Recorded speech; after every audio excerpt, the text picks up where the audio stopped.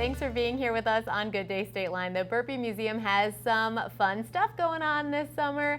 Ann is here to tell us and show us all about it. Hi, Ann. Hi. You're the executive director of the Burpee Museum. Yes. And you brought some scary animals today. Well, this is Ice. He's one of the guys from our special summer exhibit. Ice is a black and white Argentine tegu, and he's not scary. He's actually really quite sweet. His tongue, I'm gonna see if I can, there you go. Oh, it's big. Yeah, it's a forked tongue, and he has an organ inside of his mouth called the Jacobson organ that allows him to process all of the information that he's getting from his environment. So he's only smelling, really, just like a dog sniffing around a new environment. So he's about 3 years old, and he's one of the rock stars of our summer exhibit. So we've got a summer exhibit that's live reptiles and amphibians, and it'll actually be going through the fall. So we can do field trips and all that all the way through December. So we're pretty excited about it. Just opened last week. And you guys are like best friends. Yes. I'm only a little bit afraid. Would you like to touch him? I mean, over here. Maybe his back? Oh, okay, Ice. His tail is on me. So these guys are actually called a whiptail lizard. He doesn't like me. Because he just wants to sniff around. Oh, he wants to get right in there. Yeah. You said he won't jump off the table, though. I don't think so. I don't think he's, I think he's smart enough to know that he's reaching the edge of the table. So this guy is a whiptail lizard, so he can whack his tail around. And he likes you. We're going to be best buds forever. Maybe we should look at some snakes. That seems even less afraid. You did bring other animals and adorable children to bring out the animals. So who's coming out first with the snakes? Why don't you guys bring out the snakes, and I'll pass Ice to you. But do not hand me the snake.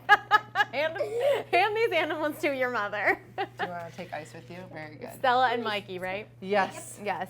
So this is a really cool example of two different animals that are very similar, both the same species. They're both banana morph as part of their genetics. This is a baby female, so she's a baby banana ball python. Okay. And she's part of our exhibit, but I think she's a really cool, interesting animal to look at because it shows what these guys look like when they're less than a year old. So this is a little baby. She looks like a seahorse. And I think their cute little heads are so adorable. And look at her move. Isn't that beautiful? So this is an adult. This is an adult male. We call him Freckles. He's a male ball python, and he is full grown pretty much. I mean, he'll get a little bit bigger, but for the most part, this is it. The females actually are the ones that get really, really big. And so one of the things we're really excited about in our exhibit and our classes is these guys will be available for you to touch. So we have special docents that are trained in ways that you can interact with the animals, and these guys will be out and about in the exhibit. You know, if you can see really close, one of the things that's really neat about snakes is they actually can have heat-sensing pits all along the sides of their face. Okay. So they can tell whether you're warm-blooded or cold-blooded.